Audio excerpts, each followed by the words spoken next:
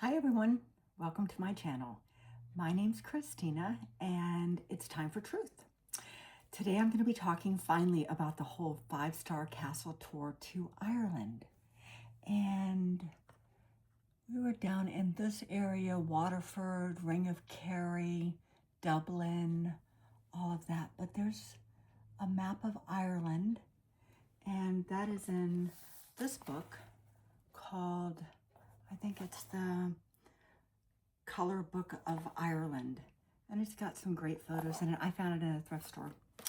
So I hope everybody's having a good weekend. It is Sunday. I posted some church bells ringing, and like it's got a lot of views already. I guess church bells are a thing. Oh, and it ended up being a short. So I'm learning about shorts instead of the short videos, like 14 seconds is the church bells ringing. And it's got a lot of views already, so I might do some more shorts, find out how to do that. So today we're going to talk about the 5-star castle tour to Ireland. I didn't have anything to do with any of the arrangements or choices about where we were going, but I thoroughly enjoyed it. And it was just fascinating to be immersed in a whole different culture and lifestyle as soon as you arrive in Dublin. The people are fantastic and warm. I actually enjoyed the food. I have a photo of one of the meals that I had that was amazing. But we were also staying at 5-star castles, so the food was very good. And so I was talking in one of my other videos about this trip and the Ross Castle and the colorful boats. This book has a photo of what Ireland looks like with the beautiful landscape and skies, boats, colorful. Just being immersed in so much color was amazing. And again, here's in County Kerry, just the little country lanes, the panoramic views. But this book is interesting because it talks about, in the beginning,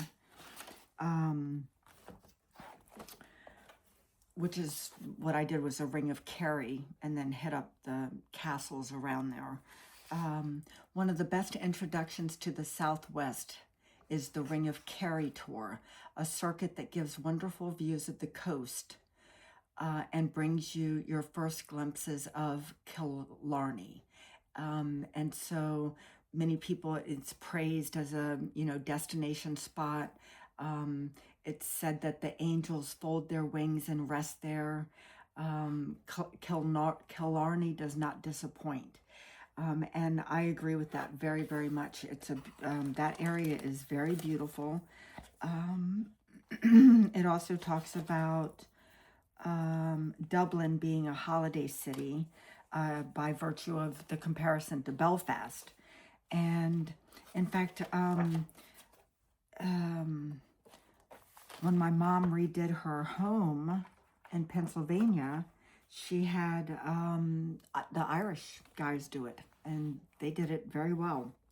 Here's the Blarney Castle shown in this book, which is really amazing because that was such a interesting trek to get even up to that, because the grounds are pretty significant. I'm trying to see how to get that glare out of there. Seems to be a constant challenge, but there it is. And you can climb all the way up to the top, and you walk around the top of the perimeter of that tower. So if you're afraid of heights, I do not recommend it. But if you want to kiss the Blarney Stone, I do recommend it. And so that's the book that I wanted to share. And the other day when I was referencing arriving into Killarney National Park, which is this entire area, which is absolutely breathtaking, with not only the amount of space, but where it's located, right outside of a pretty major city. And the town center where we stayed, this is the Killarney Park Hotel, and it was amazing, just beautiful on the inside. I did take time to visit the pool and spa in this hotel, and it was everything that you would expect it to be, and then some. So whenever you visit, excuse me, you know, a hotel or, you know, a resort, always, you know, take a little tour, talk to the concierge, find out what's in the area and, you know, what you might like to do. So Killarney was amazing, and visiting the national park by carriage ride, all bundled up, and you know, there's the driver of the 6 horses on some carriages. I think ours had 4 horses on the team, and they just, it was a kind of a chilly time in Ireland. You never know what the weather's going to be, but they account for it. They had blankets that you just kind of get bundled up in. So I shared that we stayed at Adare Manor, and Adare Manor is, wow, just amazing. It is one of the old castles. I thought I had more information written down about it, but I guess not. It is the one that sits on the river. And this is that cedar of Lebanon tree that I talked about at an earlier broadcast. And I did print out a couple of other pictures of that. That's like circa 1600s is that cedar of Lebanon. Amazing. But the castle grounds are breathtaking. And this actually was the view out of, let me see if I can find that window, because it was spectacular. I think that's further down here. If I even printed it out, I printed out a lot of things, and some things I thought, well, I'll just save it. So that might have been one that I didn't print out. At any rate, that's the view from outside on the opposite side of the river. That was where we saw the bride and the groom. This was in the dining hall. Just this masterful woodworking, the fireplace, and at dinner the fireplaces all were lit. Yeah, beautiful. You see a lot of these kinds of things in castles and museums too when you visit. But at this hotel you enter, and there's actually 2 reception areas, and this guy is at the center. Look at that old chair too. And the drapes, floor to ceiling, amazing. Some of the rooms you walk into and you just think, oh my goodness, you just feel like it's magical. This was the Waterford Castle Hotel. That's on the drive up to it at the entranceway. Now, we took a ferry across to get to the island that the castle sits on. That's like a 2-minute ferry walk. 2 minutes to get across the little waterway. But then you arrive at the Waterford Castle Hotel, and it was dreamy. This is a kind of door. Just the things that you come upon inside of the castles are just like, wait, what is that? And it's like a little miniature doorway. Dromoland is also the hotel where we stayed, the castle, and there's a little history on that. So that's all the way back to the 1800s. And I believe that's the one that's just recently changed hands. Oh, here's another one of the fireplaces. This is in the evening bar area, and hot toddies and Irish coffees and espressos. I was big on the espressos. I actually got some of the other ladies that were with us drinking the espressos. So we were all charged up, enjoying ourselves very much. So yeah, I kind of got crazy with the photos and printed doubles. That's why. But look at this doorway. These are to the villas. And that had like the, look at those lanterns. Just the whole thing is so beautiful. And they have to do the ivy control on these buildings because the ivy can become so heavy, it damages it. The grounds that I showed a picture of earlier, this is the view from inside of the lounge sitting area that's adjacent to the library. Really beautiful, just spectacular. And at, I believe it was, Dromoland, it has the Raptor program. So this is where they have the falconry. And so that was pretty spectacular because you sign up for it. I was with the group that we were with, and you arrive at a other part of the castle grounds, and all these birds of prey are just on their perches waiting. There's one of them.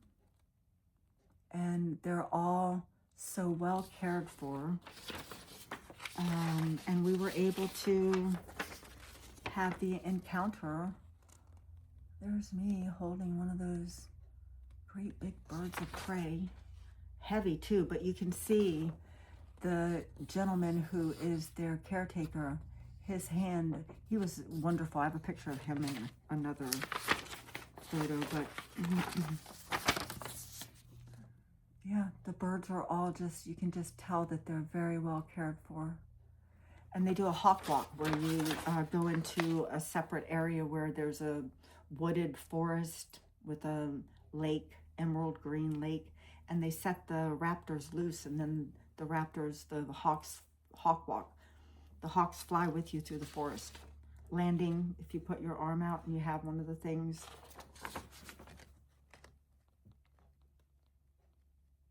Yeah, amazing. This is some of the landscape or the decor on the actual castles. I have a lot more pictures of this type of architecture. Fascinating. And then we also visited Ladies' View along the Ring of Kerry. Had lunch at the Anchor Inn. Wonderful place. The food was spectacular. Look at that. Seafood, potatoes, the copper pots. It was all just fantastic. And the locals are amazing. Ladies' View in Killarney. There was a sign for that. And here is the Ladies' View. And the Ladies' View is named because of the royals that came to visit and stopped, and it was then named the Ladies' View, the ladies in waiting, the court ladies. They have the thatched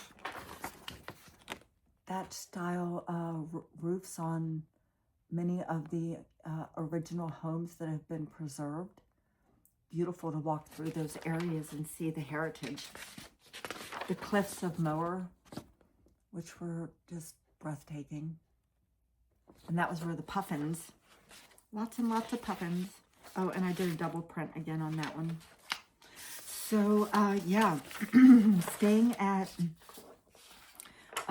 these, 5-star hotels, the Westbury in Dublin, the Killarney Hotel in Killarney, the Waterford Castle Hotel, Adare Manor, which is the golf, and in fact, some of our crew went and played golf and said it was just unbelievable. So I was happy they enjoyed themselves. They got back in time to, some of them got back in time for the hawk exhibition that we were signed up to do. And some did not, so they missed out. So yeah, that was it. Really, that was an amazing adventure. And then I had actually gotten my passport back at this point because it had been yanked because of like overdue child support. So in order for me to go on one of the other cruises, which left out of, I think it was the one in Barcelona, I needed to pay down child support so that I could get my, passport back, which I did, so that I could go on the trip. And yes, the cup we're drinking out of today is the World Traveler Cup. This is by Nescafe Coffee. And we're having a Coca-Cola today. Yes, Coca-Cola kind of day with a slice of lemon. It definitely needs that little hit of lemon. There we go, World Traveler. So, yeah, so I paid off, well, I didn't pay off my child support. The person I was traveling with wanted me to travel with him enough that he paid off my child support. And so that was a wonderful thing. I was very grateful for that, which had allowed me to then, carry on and travel, which I did, because I could. So anyways, I was at that time, working 3 jobs, and living in a place called Huntington Valley. It was a really nice area. I loved it. I had actually known somebody who lived in the neighborhood, and we took a walk one snowy night, and came across this amazing scene. It was like this beautiful stone farm, like in the middle of a development of houses that were like normal houses. And I couldn't believe it, that I was actually looking at what I was looking at. And come to find out, I ended up living there, because it was a historic horse farm. And the people who owned it rented out some of the outbuildings on the property, in addition to running their family business from this location. And I was looking for a place to rent, and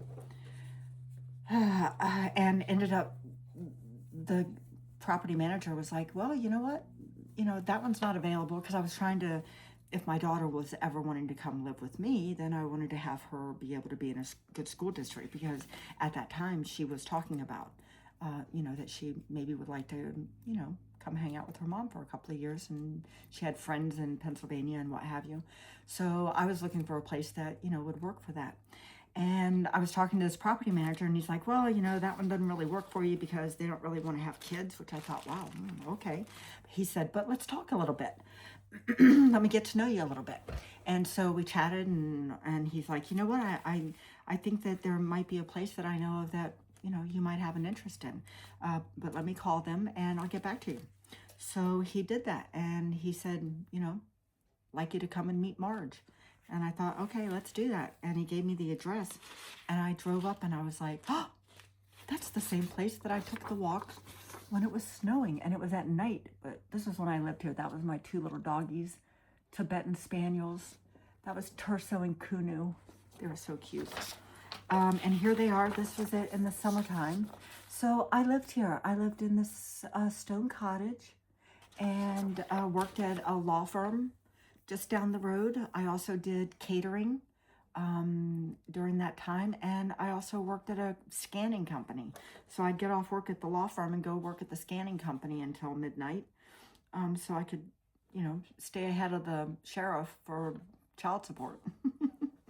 So anyways, I lived here. It was amazing. And just down the road from me was the Brenathan Cathedral.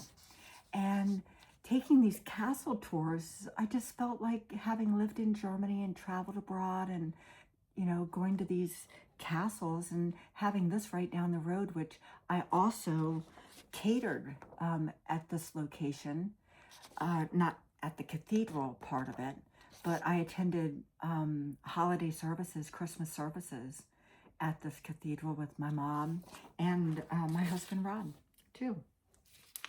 But this is adjacent. So if you can picture the cathedrals here, and then this sits up above the cathedral off to the other side.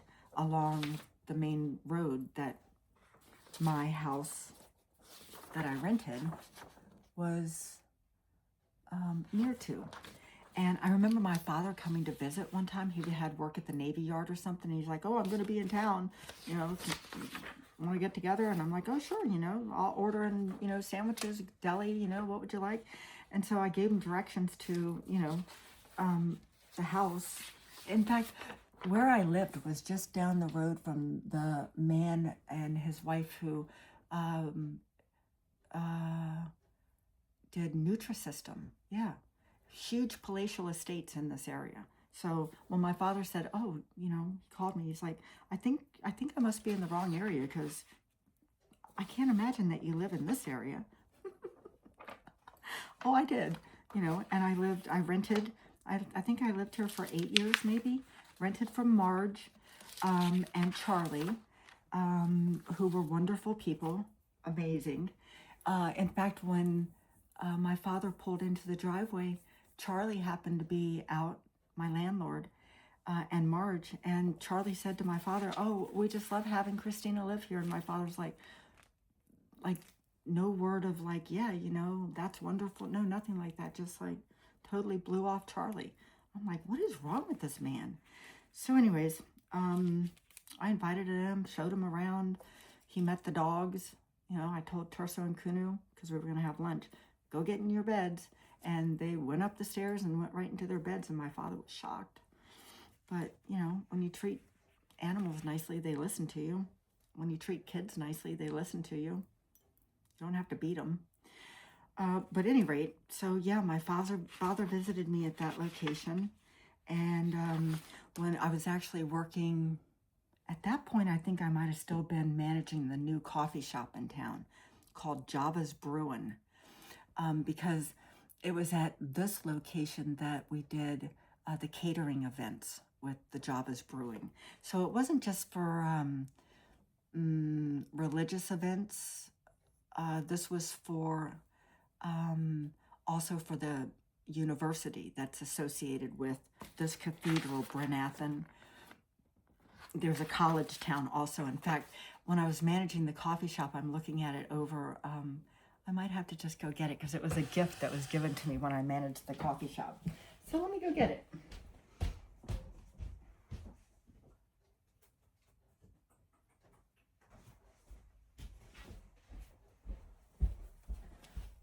Okay, so we had a lot of visitors. I opened, you know, 4:30 or 5 o'clock in the morning. This was what I was looking at up at my bookcase. And so one of the ladies that used to come in, she and I, you know, like started talking, and she brought me these 2 books, which are really cute. And also, which I was just like, couldn't believe it. She brought me this cookbook that was from the Brynathan Women's Guild. And she wrote me a note. I found this in my mom's things many moons ago, still with its reserved for notepaper clipped to the cover.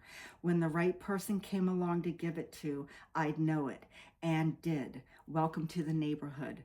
And her name was Deve. And she gifted me this book. So really amazing people at Brynathan. They are a bit of, you know, a unique religious order in the sense that Emanuel Swedenborg is the philosophy of the historian that they follow. And so they had a book sale. They also had a huge thrift store, and I met all the thrift store ladies. But just fascinating. It's a Christian cathedral, wonderful people. The university that's associated with it is predominantly the of the same order of the Emanuel Swedenborg philosophy. But this cookbook is very much like the ones that my aunts did down in Ridge, Maryland. And I found those on eBay and bought them. And there's my aunt's names, right? And they're just like, these are all put in by the names. And you'll see the types of names that these people have is this European, I think I'm pointing at the right thing. Yeah. So very hard to pronounce, but it's a Dutch European influence. And of course, they had their own bakery in town. So really a neat area. I loved living in Huntington Valley, Pennsylvania. Just a wonderful, unique little village. The apartment that I had been looking at was actually in a little area just beyond Brenathan called Fetter's Mill. And that's a historic little town with the actual mill, and the waterway that runs through it. So the Pennypack Park system also goes through Brenathan and Huntington Valley.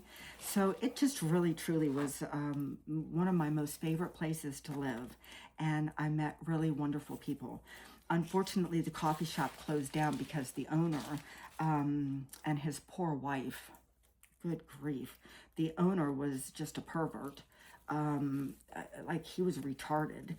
His wife, was doing all the work, and then he was hiring all women to do all the other work while he's playing music like You Sexy Thing at 5 o'clock in the morning, trying to make coffee. Delivery people are coming. Like, this is the kind of nonsense that goes on in little towns, and I've worked in enough coffee shops to know what goes on. So at any rate, that was the whole Brenathan thing, and you can look that up online. But even in small towns, there are beautiful little churches and cemeteries that tell the history of the area. So again, this is the Brenathan Cathedral and grounds, and back beyond this area, this is the front of the cathedral. You can drive through and go back around, and beyond back here is all open pastoral land that's been preserved. So the view is just amazing. And they welcome the public. They've had issues with, people not behaving well. But we saw that too in Ireland. There were certain places where you have to be on high alert. And that's what it is with traveling. No matter where you go, there's always going to be a certain element. And being aware of what that element is before you arrive and while you're there, you must. This was also one of the bags. I save all the bags and stuff. Look how they did the Killarney Castle. Isn't that cute? With a big smiley face. But yeah, I highly recommend a visit to Ireland because there's no place like it. I'd love to be able to do like a river tour, those Viking river tours in a foreign country. But right now, I am more interested really in just exploring my own world locally because there really is so much to see and do. And we're actually looking into doing some of our, spring and summer trips just locally. And we looked up one of the bike paths that we thought might be, an opportunity to get away from the beach areas and go inland. And then when we look up the area, we're like, maybe that's not such a great idea because there's nonsense happening along the bike trails with robberies. Like, you don't expect that when you're out for a nice little bike ride.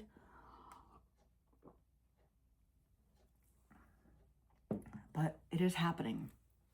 And in fact, it doesn't always have to be, a fellow human being traveler on this earth. It could be something that belongs in the forest that can take you out. In fact, we had been for a bike ride along a lake. And, we do the helmets, and it was an autumn day, so we were, had our coats and stuff on. So, in that sense, we were at least protected. But it was right after I got the GoPro, and I didn't take the GoPro just because it was so new and it wasn't in my mind to take it. And sure enough, we were on a straightaway, and before we even knew what was happening, both of us just saw this huge deer feet, just feet. The eyeball was this huge because it was right in my face. That's how close it was to be just wiping us out. And had that deer wiped us out because it was in its own habitat, probably on the path that it took every day, we just happened to be there at the same time. Because once it landed, it was just 1, 2, gone. That's how fast that thing was moving. And it was big. So we would have been wiped out. Just crazy. So anyways, you never know when or what is going to happen or where. Just accept that anything can happen at any time. In fact, we were visiting my daughter one year, and she had just gotten a beautiful new kitchen table, beautiful chairs, table, the whole shebang, new chandelier fixture, and we were putting in the light bulbs. And, I said, because I've had experiences that are just kind of crazy, and I said, don't you want to put something over your table while we do this? And she's like, why? What could happen? Which is perfectly reasonable question. Like, why? What could happen? And I'm like, anything. And sure enough, we had gone to whatever store it is they have out there for supplies, fixtures, light bulbs, that kind of stuff. Put the light bulbs in, and I think they were like 6 across, 5 across, something. It was pretty nice, dimmable. Put the dimmer switch in for them. And sure enough, we were sitting there admiring it, and the light bulbs exploded right down onto her brand new table. Craziest thing. Never seen it happen before or since. So anything can happen at any time. That's my motto. So always say yes to the trip. If you get the opportunity to travel, do it. If you don't have a passport, get one. You never know when you might need it. And I say that for my own self because I don't have a passport right now, and I need to do that. But I'm a procrastinator. But I will say, coming back into Dublin, from Dublin, excuse me, I believe we came back into New York. So customs pulled me out of the line, like random. So I sit in this room with all of these other travelers, my passport's in hand. I'm thinking, oh, what did I do now?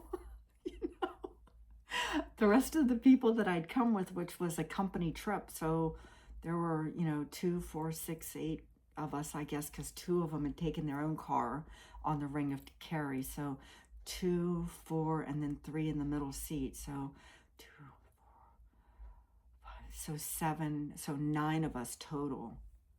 Yeah. Come back into the States, and I get yanked into customs. So I'm sitting there. I'm like, what is this about? I don't even know. And they're like, you just have to take a number and have a seat. So I'm hoping these people that I'm with are going to wait for me, because we're all taking the shuttle company limo back to, our homes where we departed from, up on the main line of Pennsylvania. And so I sit there. Well, I had a restraining order against somebody when I lived in the Huntington Valley at that, where I was telling you about. And in fact, my daughter was there that summer with me, and the dude's like banging on my windows, let me in, why aren't you talking to me? I'm like, dude, you need to leave. And I ended up getting a restraining order against that dude. Anyways, when I got finally up to the customs, they said, oh, well, that's what that's about, and we wanted to make sure that you were okay. And I'm like, well, why didn't you check me when I was leaving the country if you knew about this? Like, I'm coming back into the country. So they didn't have an answer for that. But anyways, those things stay on records, and you never know when one of those things is going to pop up. So that goes for even the DUI that I got in, the late 90s. That never impacted me, not for my insurance costs, not for other than, me abiding by, what I was told to do, that I can't drive for a year, which I didn't. I continued to pay for my Jeep and the insurance and the registration until I could drive again. I did all that right, to the point where I even, because DMB asks you, have you ever had a problem with alcohol, or are you an alcoholic? And so I'm thinking there at that question, I'm like, well, I better answer it truthfully, because now this is my basis for truth now to get sober. So I answered it yes, because I was in recovery at that point. So then I had to go to an addiction counselor and get a letter for the DMV. And I met with that addiction counselor up on the main line of Pennsylvania. And I'm just like, dude, I just told them the truth. I'm in recovery, and, yeah, and my history is such that, alcoholism is a part of my past. The therapist wrote on there that I'm one of the most well-adjusted people that has come to him from the DMV. And that's what he put in the letter that I then took to the DMV. And then I got my license. And I haven't looked back as far as that. I quit drinking, never had to worry about that again. So, I guess my point in expressing all of this is, no matter what you've done, there's an opportunity for redemption. All of us get that second chance, unless you've done something so reprehensible that you've harmed another person. But, even then, if you've been found guilty in a court of law and done your time, well, then that's what our justice system is about. But nowadays, people are not even getting prosecuted for the crimes that they commit. So that leads into repeat DUI offenders that then kill somebody, repeat burglars that then, end up harming somebody because they've broken into a place that's actually, has people in it. And that's happening down in this area too. Lock your doors, be aware of who's around you. Just like when I talked to you all about that little ducky that I got, my first little Jeep duck. I knew she was approaching my vehicle because I'm always aware of who's around me. Now, I couldn't see that there was somebody in the vehicle when I walked by, but I knew there was a Jeep there. And that's why I did the Jeep wave kind of randomly. But as soon as that door opened on that Jeep, I knew that there was somebody in there, and I knew that she was approaching me. So I'd already sized up that situation. And I think that that's important, is that we always size up the situation. What's happening around us? What can we do to, be, aware of how the situation could change? And what are our choices in the situation? Because we always have choices. So I really enjoyed traveling to Ireland. I'm not sure that I would do it again in this day and age right now, just because of the videos that I've watched about Dublin and what's happening in Dublin with foreign invaders. And I'm just not interested in traveling to a country that has lost the culture of the country that I'm visiting. That's why people visit other countries, is to visit that culture. The same like going to Ireland but not being a drinker of alcohol. That doesn't make me not go to Ireland. That doesn't make all Irish people alcoholics. It's just there's a history and a culture. The same like the French with their wines, or with their cheeses, or the Germans with their breads. So each culture has, a rich history of offering that which it is that makes it unique. And I think that those cultures should be preserved because they matter. So travel, even if it's in your own zip code. Get outside of your comfort zone and, travel if you can. Whatever it takes, if it's on a bike, if it's walking, if it's by car, even just driving and looking at points of interest on the map. One of the things that we have on our to-do list here is the Harriet Tubman, car tour, where you can see the Underground Railroad and how that places were utilized back in the day, so that slaves could be freed, which they deserve to have a free life in their own country.